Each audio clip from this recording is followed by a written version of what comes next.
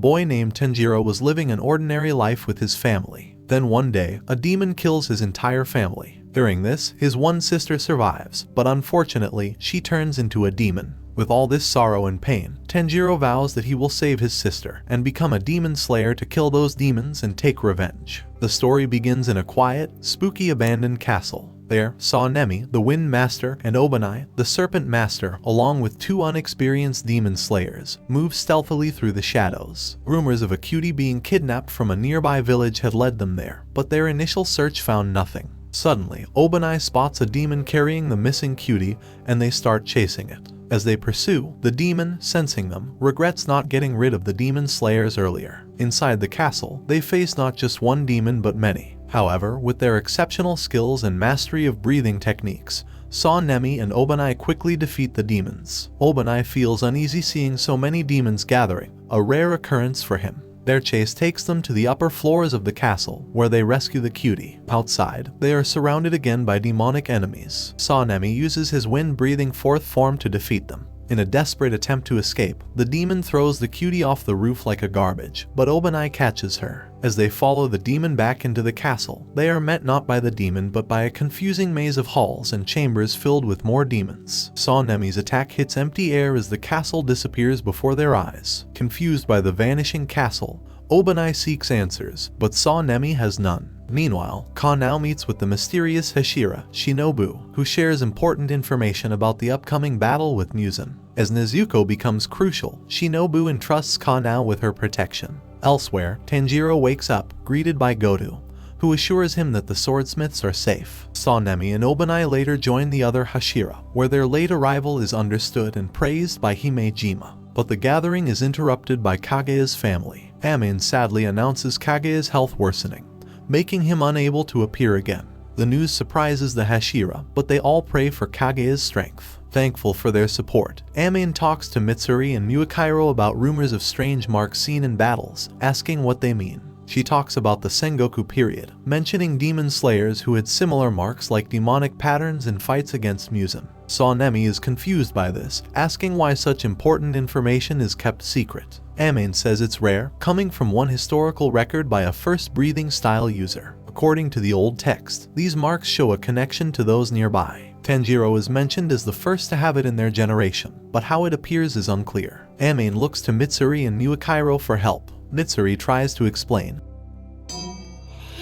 but Muakairo shares a personal story. Muakairo talks about a tough time where poison paralyzed him, but he was inspired by a boy's sacrifice. His anger pushed him beyond limits, leading to the mark appearing. Amin is shocked, saying it's urgent to awaken these hidden abilities. After Amin leaves, tensions rise as Tomioka tries to leave, but Nemi steps in. Despite Nemi trying to stop him, Himejima takes charge, making the Hashira listen. Meanwhile, Zenitsu returns to the Butterfly Mansion, bringing joy. Nezuko's unexpected arrival adds to the happiness. Zenitsu's excitement turns funny when Nezuko's greeting reminds him of a past enemy. In the midst of the fun, Tanjiro gets a new Nichiren sword from Hataru. Tanjiro feels deeply thankful as he sees Rengoku's guard on his new sword, a clear reminder of the fallen hero's legacy. Hataru's careful crafting is shown as Tanjiro draws the sword, revealing its detailed design, a sign of its strong quality, likely made by a skilled swordsman of the past. With Hataru leaving, the calm is briefly broken by Inosuke's loud entrance, signaling the start of joint training under the respected Hashira. At the Hashira meeting, Himejima stresses the need to get ready quickly,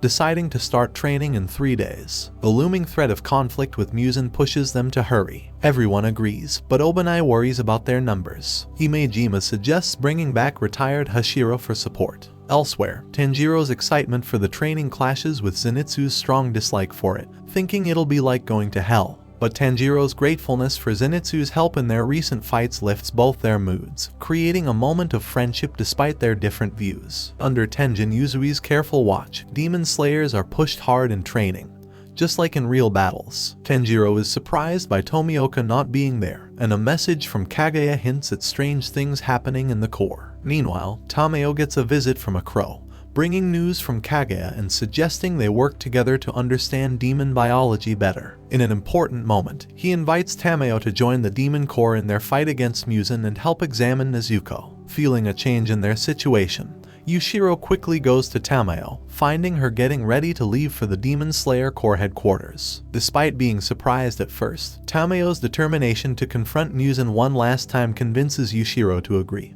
promising to support her cause. Meanwhile, Tanjiro reads Kageya's message, asking him to pass on a message to Tomioka. With determination, Tanjiro leaves the Butterfly Mansion to fulfill Kageya's request. Arriving at Tomioka's house, Tanjiro asks to talk to the water Hashira, not giving up even when Tomioka is hesitant. When Tanjiro asks Tomioka to return to duty and help with his training, Tomioka reacts strongly. Tomioka admits he's disappointed that Tanjiro hasn't mastered water breathing, which surprises and motivates Tanjiro. Despite the tough talk, Tanjiro stays determined, encouraged by Kageya's request and his own determination to improve. Ignoring Tomioka's initial refusal, Tanjiro follows him closely in the days after, seeking advice and guidance persistently. Touched by Tanjiro's determination, Tomioka eventually shares a sad part of his past, talking about Sabito, a fellow student he bonded with during tough times. As Tanjiro hears Tomioka's story, he feels Sabito's sacrifice deeply, feeling more determined. Sabito's brave act inspires Tanjiro, showing the strong spirit they both share in their fight for justice and redemption.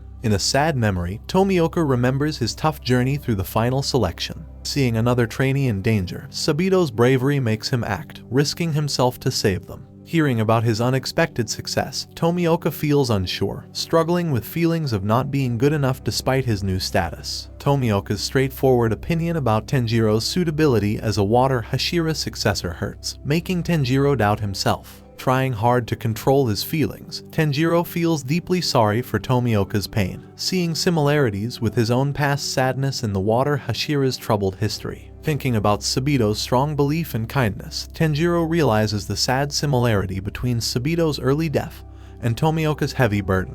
Despite feeling sorry and regretful, Tanjiro finds comfort in the lasting memory of those who supported him, offering hope when he feels uncertain. Wanting to help Tomioka, Tanjiro gathers his courage to talk to him again. With sincere words and a reminder of Sabito's lasting message, Tanjiro asks Tomioka to face his past and believe in a chance for change. As Tomioka struggles with painful memories, Tanjiro's understanding and care help him feel better. In a moment of honesty, the bond between teacher and student grows stronger. In a sudden idea, Tanjiro plans to convince Tomioka to join Hashira training with a food-eating contest. As they eat bowls of soba, Tomioka gets interested in Tanjiro's talk about the training, asking about Shinobu's role in the Corps. During their meal, Tanjiro admits he doesn't know much about what Shinobu does, showing he cares about her. Meanwhile, Ka now looks for Shinobu, wanting to continue training with her. But she's surprised when Shinobu says she won't join the training. Kanao's disappointment turns into understanding as Shinobu talks about her strong reason, a desire for revenge against the demon who killed her sister, and she tells her exactly how she's going to get rid of him.